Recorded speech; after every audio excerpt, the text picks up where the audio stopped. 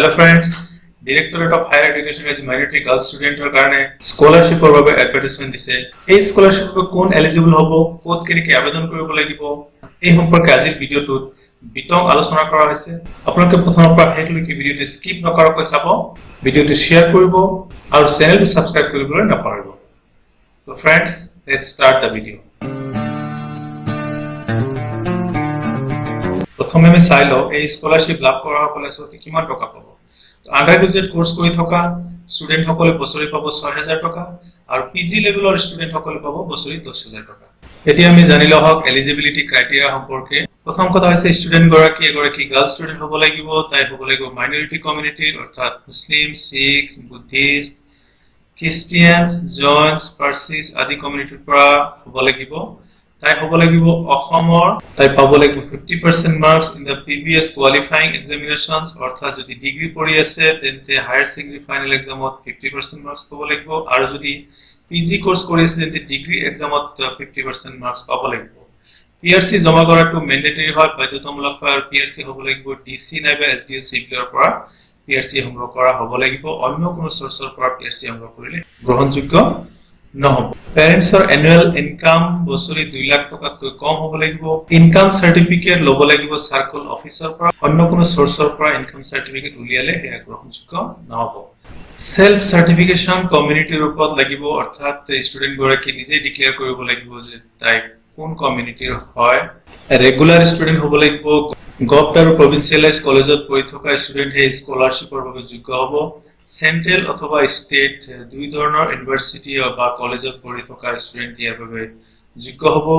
আৰু এই স্কলাৰশিপ অকল গ্ৰেজুৱেচন আৰু পোষ্ট গ্ৰেজুৱেচন কোৰ্স কৰি থকা ষ্টুডেন্টৰ বাবে নিৰ্ধাৰিত কৰি দিয়া হৈছে। ষ্টুডেন্টৰ থাকিব লাগিব এটা ভেলিড বেংক একাউণ্ট, হেয়া হ'ব লাগিব নেশ্যনেলাইজ বেংকত, প্ৰিফাৰেবলি এছবিআই তলে বেছি ভাল হয়।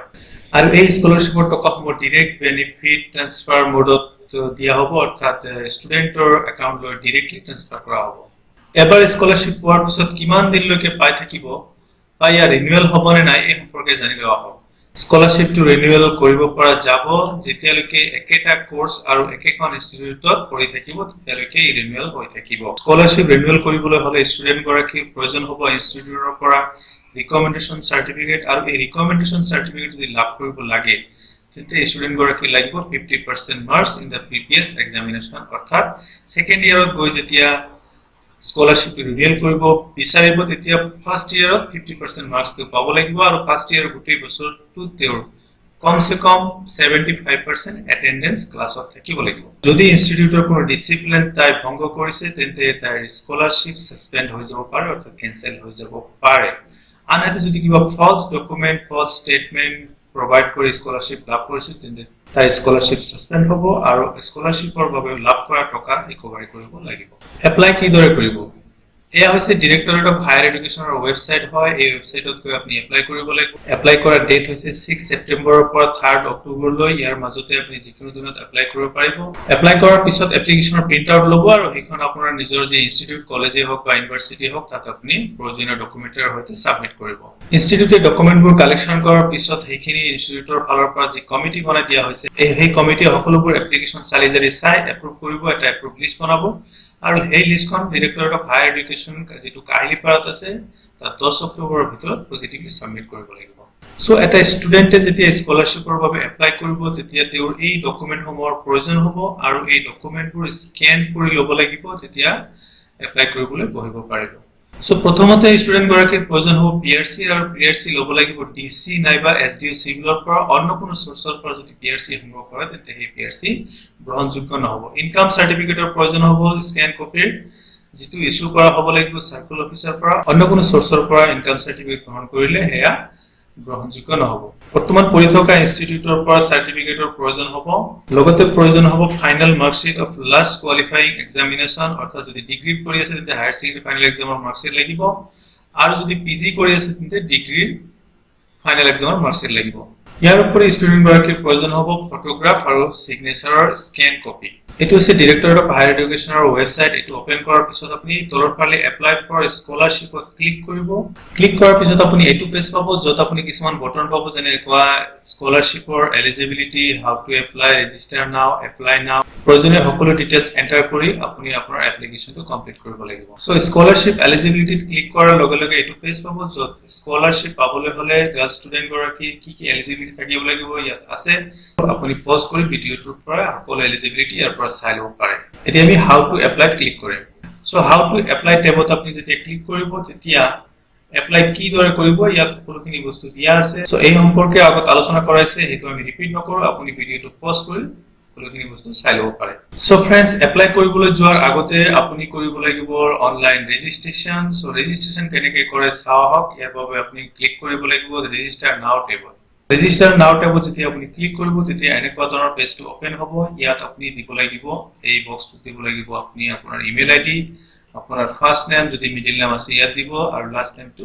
ইয়াত লিখিব জেন্ডাৰ অটোমেটিক্যালি সিলেক্ট কৰা আছে ফিমেল ইয়াত আপুনি ডেট অফ বাৰ্থ দিব ইয়াত আপোনাৰ কমিউনিটি সিলেক্ট কৰিব আপোনাৰ মোবাইল নম্বৰটো ইয়াত দিব লগতে ইয়াত এই ওপৰত থকা এই সিকিউৰিটি কোড যেটো থাকিব হেতু আপুনি ইয়াত লিখিব হেখত আপুনি ৰেজিষ্টাৰ নাও ক্লিক কৰিব আৰু যদি সকলোখিনি ঠিকে থাকে আছে তেন্তে ৰেজিষ্টাৰ হৈ যাব ৰেজিষ্টাৰ যেহেতু হৈ গল এতিয়া আপুনি এপ্লাই কৰিবলৈ প্ৰস্তুত হওক আৰু এপ্লাই কৰিবলৈ হলে আপুনি ক্লিক কৰিব লাগিব এপ্লাই নাও টেবত আৰু এপ্লাই নাও টেবত ক্লিক কৰাৰ পিছত আপুনি পাব লগইন এৰিয়া যত আপোনাৰ ইউজাৰ আইডি অৰ্থাৎ ইমেইল আইডি আৰু পাসওয়াৰ্ড দিব লাগিব আৰু এই পাসওয়াৰ্ড আৰু ইউজাৰ আইডি ইতিমধ্যে আপোনাৰ ইমেইল আইডি সেন্ড কৰি দিয়া হৈছে তাৰ বাবে আপুনি খুলিব লাগিব আপোনাৰ ইমেইল আইডি সো फ्रेंड्स আপুনি আপোনাৰ ইমেইল আইডি খুলিব আৰু খোলাৰ পিছত দেখা পাব অটো জেনাৰেটেড মেইল ফ্ৰম ৱেবমাষ্টাৰ বুলি এটা মেইল আৰু ইমেইলত ক্লিক কৰাৰ পিছত আপোনাৰ লগইন আইডি আৰু পাসওয়াৰ্ড দেখা পাব কিন্তু এই মুহূৰ্ততে আপুনি এই লগইন আইডি আৰু পাসওয়াৰ্ডেৰে আপুনি লগইন কৰিব নোৱাৰিব তাৰ আগতে আপুনি তলত চাওক এটা লিংক আছে এই লিংকত ক্লিক কৰি আপুনি আপোনাৰ লগইন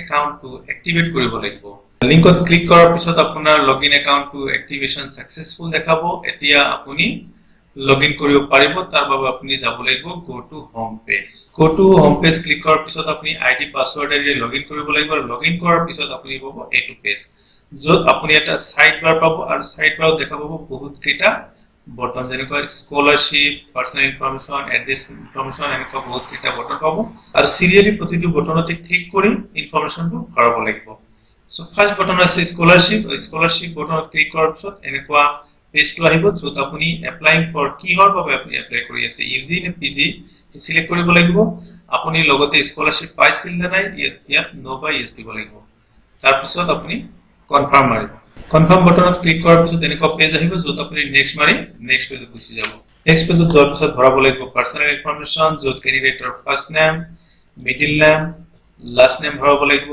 লগতে ভৰাব লাগিব ফাদাৰ্স নেম মাদাৰ্স নেম আৰু যদি বিবাহিত হয় তেন্তে স্পাউস নেম ভৰাব লাগিব জেন্ডাৰ দিব লাগিব ফিমেল কমিউনিটি ভৰাব লাগিব ডেট অফ বাৰ্থ ভৰাব লাগিব কাষ্ট সিলেকশন কৰিব লাগিব ফিজিক্যালি হ্যান্ডিক্যাপড হয় নেকি ইয়াত সিলেকশন কৰিব লাগিব সকলোখিনি ইনফৰমেশন ভৰাৰ পিছত আপুনি মাৰিব সেভ মাৰাৰ পিছত আপুনি এড্ৰেছ ইনফৰমেশন ভৰাবলৈ এড্ৰেছ ইনফৰমেশন টেবত ক্লিক কৰিব এড্ৰেছ টেবত ক্লিক কৰাৰ পিছত এই পেজটো আহিব যত এই সমূহ ইনফৰমেশন ভৰাব লাগিব যত are you a permanent resident of Assam ইয়াত ইয়েস দিব লাগিব ইয়া হৈছে পাৰ্মানেন্ট এড্ৰেছ ইয়া হৈছে প্ৰেজেন্ট এড্ৰেছ প্ৰথমতে আপুনি পাৰ্মানেন্ট এড্ৰেছ ভৰাব যত district post office village police station pin code সকলোবোৰ ভৰাব যদি আপোনাৰ পাৰ্মানেন্ট এড্ৰেছ আৰু প্ৰেজেন্ট এড্ৰেছ একে আছে তেল জাস্ট এতে এই চেক বক্সত ক্লিক কৰক ইয়াত আপুনি প্ৰেজেন্ট এড্ৰেছ ভৰাব নালাগে আৰু যদি প্ৰেজেন্ট এড্ৰেছ বেলেগ হয় তেতিয়ালে সেপাৰেটলি ইয়াত প্ৰেজেন্ট এড্ৰেছ ভৰাব লাগিব সকলোখিনি ইনফৰমেশন এন্টাৰ কৰাৰ পিছত সেভ বটনত ক্লিক কৰক সেভ বটনত ক্লিক কৰাৰ পিছত পাব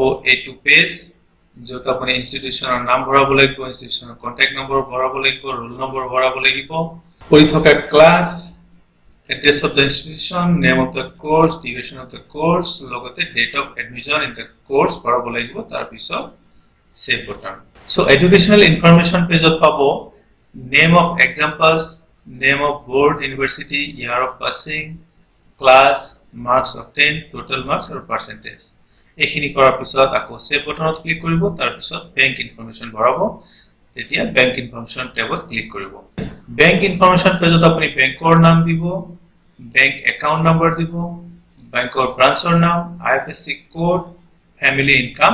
ইয়াৰ পিছত আপলোড ডকুমেন্টছ টেবত গৈ পেলাই সকলোবোৰ ডকুমেন্ট যিবোৰ আগত উল্লেখ কৰা আছে সেই সকলো ডকুমেন্ট ইয়াত আপলোড কৰিব লাগিব। সো ডকুমেন্টখিনি আপলোড কৰাৰ পিছত ৰিভিউ এণ্ড ফাইনেল সাবমিশন বটনত গৈ আপুনি আপোনাৰ ডিটেইল যি হ'ব ইনফৰমেশন ভৰাইছে সকলোখিনি ইনফৰমেশন ইয়াত আহিব।